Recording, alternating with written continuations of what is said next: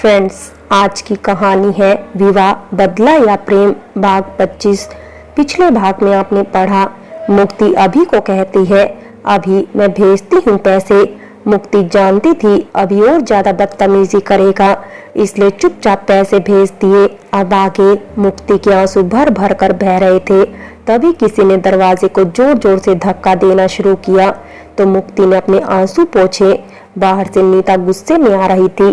क्या पता भाभी को क्या हो गया है, दिमाग खराब हो गया है उनका। अभी मुझे इतना लंबा लेक्चर सुना दिया। नीता अपनी ही धुन में बोली चली जा रही थी। तभी उसकी नजर मुक्ति पर पड़ी तो नीता दौड़कर मुक्ति के पास आई। मुक्ति बच्चा, तुम रोई हो? यह तुम्हारी आंखें क्यों लाल हो रही है? कहीं कुछ हुआ तो नहीं ना? देखो मुक्ति, मुझे सच सच बताओ, उस निशा ने तो कुछ कहा नहीं ना तुम्हें? नहीं माँ, उसकी हिम्मत नहीं इतनी कि वो मुझे कुछ कह दे। और मैं नहीं रो रही हूँ, बस ऐसे ही मेरी आंख में कुछ चला गया था। मुक्ति, तुम अपनी माँ से झूठ नहीं बोल सकती। और तुम खुद सोचो, एक आंख में गिरा होगा ना, दोनों में तो नहीं। सच सच बताओ क्या हुआ है? नीता परेशान होकर बोली। नहीं मोम, बस सर में थोड़ा सा दर्द है। आप जानती है ना वो ड्रामा जो हुआ इतना, बस यू नो ना, मुझे आदत नहीं है इन सब की, इसीलिए बस। ओके बेटा, आई अंडरस्टैंड, बट कैसे भी पायल की शादी हो जाए उसके बाद मैं और तुम यहाँ से चले जाएंगे। नीता समझाते हुए बोली। ठीक है मोम, अभी आप मुझे आराम करने दो, मैं बहुत ज्यादा थक गई हूँ। ओके बेटा, मैं भिजवाती हूँ तुम्हारी कॉफी। नीता दरवाजा बंद कर चली गई थी। तभी मुक्ति ने, जो इतने टाइम से उल्टी रोकी हुई थी, अचानक भागते हुए बाथरूम में घुस गई। मुक्ति अपना मुंह साफ करते हुए आकर बैठ गई। एक बार फिर उसकी आंखों से आंसू बहने लगे। इधर निशा और तने अपने रोमांटिक सफर को अच्छे से एंजॉय कर रहे थे। चांद की रोशनी अच्छी खासी थी जो निशा के चेहरे पर पड़ रही थी। तने ने निशा का हाथ थामा हुआ था और निशा की नजर तने पर थी। थोड़ी ही देर में तने बीच पर आ गया। वो बीच रात को और ज्यादा खूबसूरत लग रहा था। चारों तरफ हल्की हल्की रोशनी थी और निशा ने तने का हाथ थामा और दोनों धीरे धीरे उस ठंडे ठंडे पानी में चलने लगे। पानी की लहरें निशा के पैरों में आ रही थी। तने ने गौर से निशा को देखा जिसके चेहरे पर एक सुकून था। अच्छा, तुम्हें पता है निशा, मैं हमेशा यहाँ आता हूँ। मुझे जगह से बहुत प्यार है और दिन में नहीं, रात में। दिन में यहाँ भीड़ रहती है जो कि मुझे पसंद नहीं। हाँ तने, मुझे भी बहुत पसंद है ऐसी जगह। थैंक यू सो मच, मैं बहुत खुश हूँ। आप हमेशा मुझे चौंका देते हैं। ओ अच्छा। तने ने निशा को गौर से देखा। जी हाँ, बिल्कुल यही बात है। निशा इतना कहते ही पानी के छींटे तने के ऊपर उड़ाकर आगे की तरफ बढ़ गई। निशा, तुम नहीं मानोगी। तने भी झूठे गुस्से से उसकी तरफ बढ़ने लगा। तने भी उसकी तरफ पानी के छींटे उड़ाने लगा। थोड़ी ही देर में दोनों गीले हो चुके थे। निशा धीरे धीरे आगे की तरफ बढ़ रही थी। तभी तने का फोन बजा। तने ने निशा का हाथ पकड़ा और उसको इशारे से किनारे पर चलने को कहा, लेकिन निशा का कहाँ मन भरा था। निशा नहीं मानी और जिद पर उतर आई। तने ने धीरे से फोन साइड को किया और प्यार से बोला, निशा ये डेडलाइन है, इसके आगे मत जाना और यहीं पर रहो, मैं बस बात कर आ रहा हूँ। इसके आगे पानी का बहाव बहुत तेज है।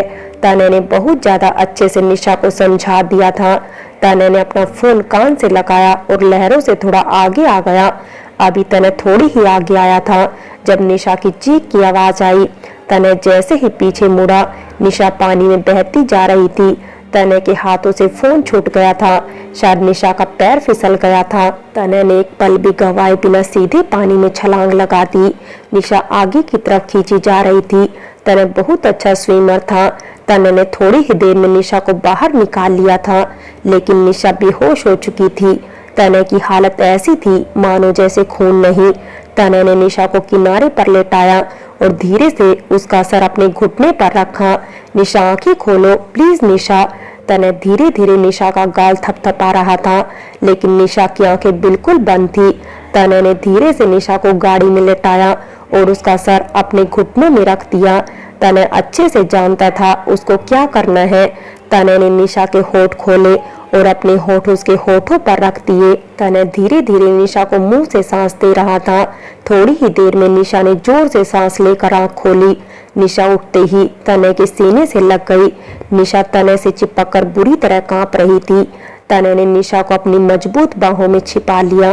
कुछ नहीं हुआ मेरी जान, मैं हूं ना यहाँ पर, कुछ नहीं होगा तुम्हें। तनय ने धीरे धीरे निशा की कमर को सहलाकर प्यार से कहा, लेकिन निशा को अभी भी ऐसा लग रहा था जैसे वो पानी में है। तनय ने निशा को उठाकर अपनी गोद में बैठा लिया और धीरे से उसका सर अपने कंधे से लगा लिया।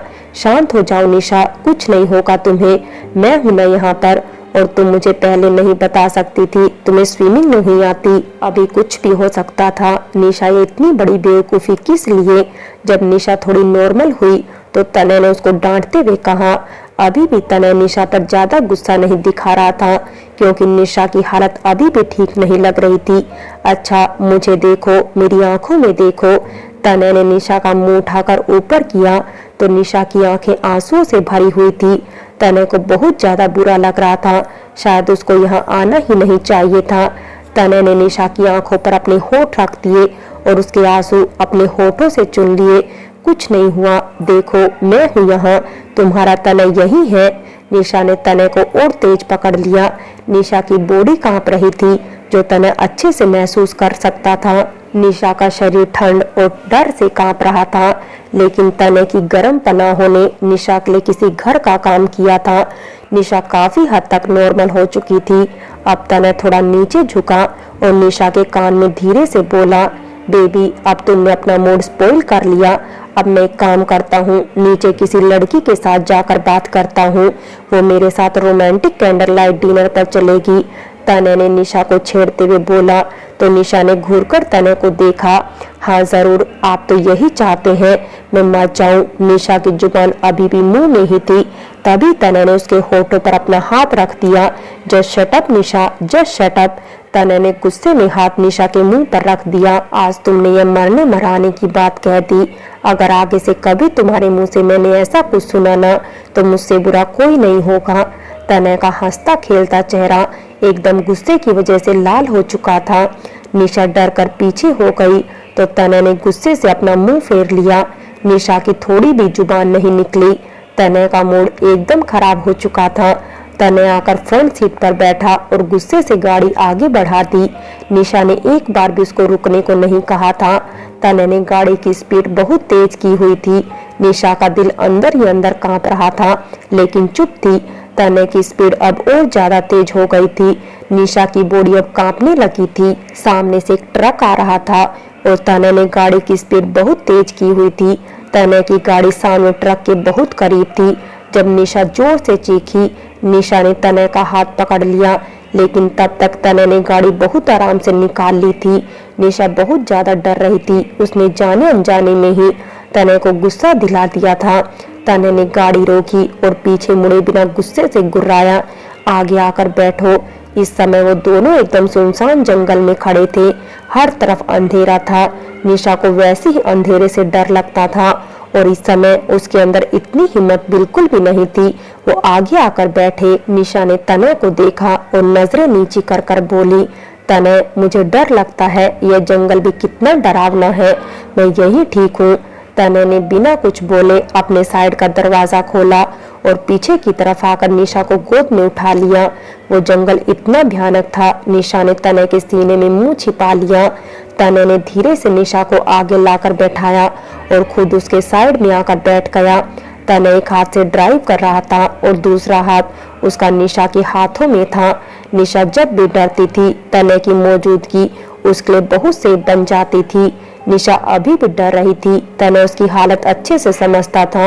यह जंगल था ही इतना डरावना। तनय ने निशा को अपनी तरफ खींचा और धीरे से बोला, जब तक मैं ना कहूँ तुम्हारा सर मेरे कंधे से हटना नहीं चाहिए।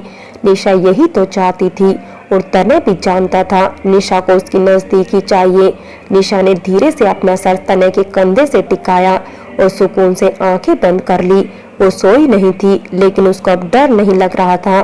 थोड़ी ही देर में जंगलों और रोड से होती हुई गाड़ी रॉयल मैंशन के सामने खड़ी थी। तनय ने गाड़ी रोक दी और ऐसे ही बैठा रहा।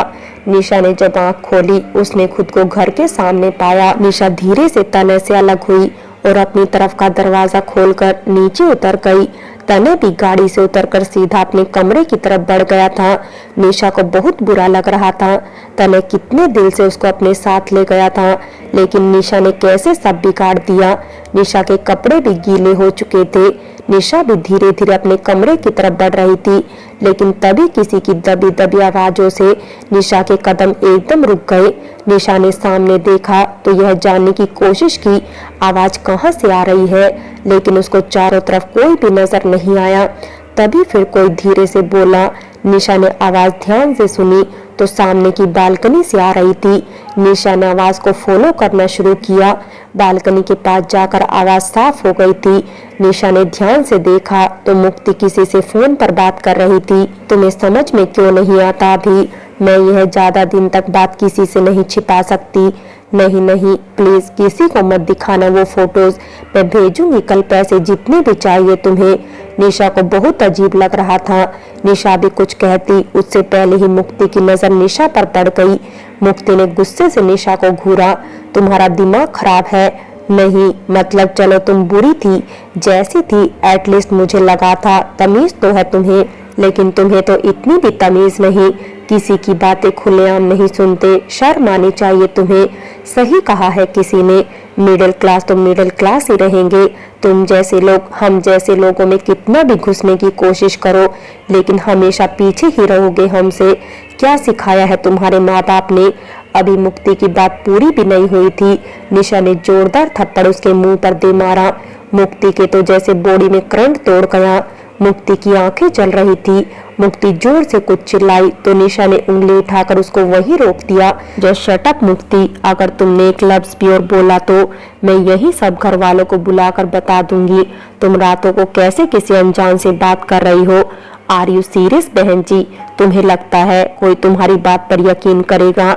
और दूसरी बात, मैं मुक्ति हूँ, मेरी अपनी लाइफ है। हम तुम्हारे जैसे लोग नहीं जो लड़कों से दोस्ती करे तब भी बुरा माना जाता है। मुक्ति गुस्से से बोली। अगर आज तुम्हें यह थप्पड़ नीता बुआ ने मारा होता ना तो तुम इतना नहीं बोलती। और दूसरी बात, लड़कों से दोस्ती करना गलत बात नहीं, और हमारी तुम्हारी सोसाइटी में अगर इतना ही फर्क है तो यह भी जान लो, सोसाइटी किसकी कैसी भी हो लेकिन इज्जत सबकी एक जैसी होती है। अगर तुम अपने किसी बॉयफ्रेंड से नॉर्मल बात करती या उससे रातों को आशिकियां लड़ा रही होती तो मैं कुछ भी नहीं कहती, क्योंकि मुझे कोई शौक नहीं किसी की लाइफ में इंटरफेयर करने का।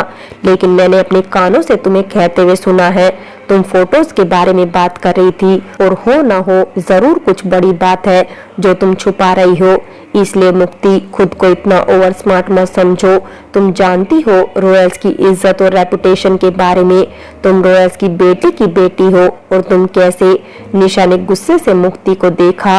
फ्रेंड्स, बाकी की कहानी अगले भाग में देखें, और अगर कहानी अच्छी लगी हो तो लाइक करें, शेयर करें और प्यार भरी कहानी चैनल को सब्सक्राइब करें।